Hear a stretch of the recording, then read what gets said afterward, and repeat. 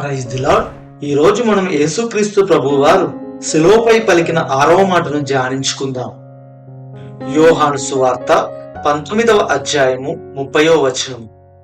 యేసు ఆ చిరక పుచ్చుకొని సమాప్తమైనదని చెప్పి తల వంచి ఆత్మను అప్పగించెను. ఆమేన్. ప్రియ దేవుని సంగమా, యేసు ప్రభు శిలువపై పలికిన సమాప్తమైనది అను ఈ 6వ మాట ఆయన దేవుని కార్యమును పరిపూర్ణంగా ముగించి ఉన్నారని తెలియచేయుచున్నది.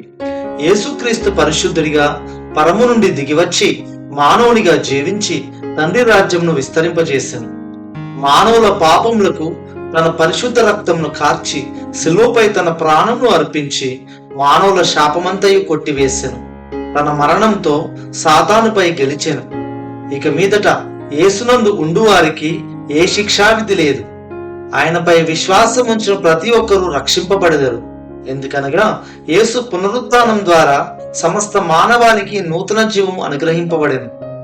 మానవులమైన మనము జన్మ, కర్మ, క్రియాపాపముల వలన తండ్రి యొక్క ప్రేమను, దేవుని రాజ్యంను పొందలేకపోవచ్చున్నాము. కానీ తన కుమారుని మరణము ద్వారా నేడు మనమందరము నిత్య రాజ్యమునకు వెళ్ళేదమన్న నిరీక్షణను అనుగ్రహించను.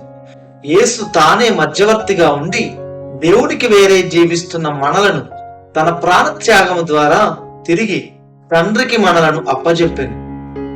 ఆయన ఈ కార్యము సంపూర్ణంగా దేవుని చిత్తంలో నెరవేర్చింది. యేసు తన మరణముతో మన పాపములకు మూల్యం చెల్లించాడు. మన విమోచన కార్యము సమాప్తమైనది. దేవునితో మనకు సంబంధం తిరిగి స్థాపించబడింది. ఇక సాతానుకు మనపై అధికారము లేదు. ఆయన మరణము ఓటమి కాదు, పునరుత్థానంతో విజయము సాధించెను. ఉదాహరణకు, ఒక వ్యక్తి కొంతకాలంగా పెద్ద మొత్తంలో అప్పులో కూరుకుపోయాడు.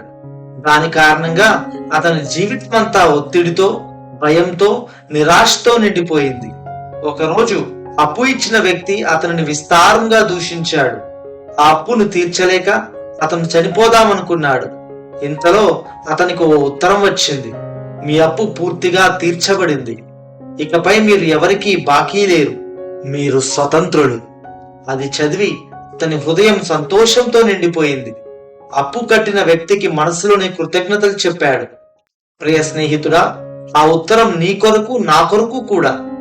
అవును, యేసు శిలువపై పలికిన సమాప్తమైనది అనే మాట కూడా మన పాపముల రుసుము పూర్తిగా తీర్చబడిందని ప్రకటించే ప్రకటన.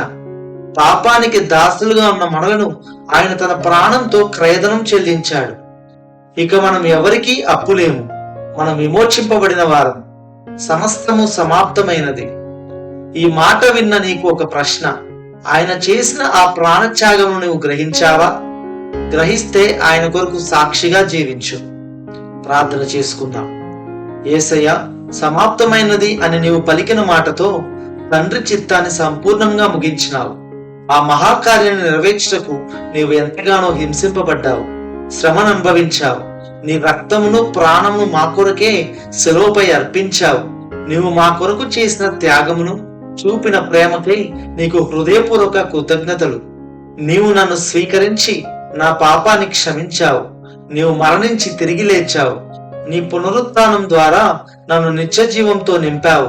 నీవు మళ్ళీ రాబోతున్నావు అనే సత్యాన్ని జ్ఞాపకం చేసుకుంటూ ప్రతిరోజు నీ చిత్తంలో నడిచే కృప దయచేయము. నీకు నమ్మకంగా జీవించుటకు మీ ఆత్మ సహాయము దయచేయమని యేసు నామములో వేడుకొనుచున్నాము తండ్రి. ఆమెన్.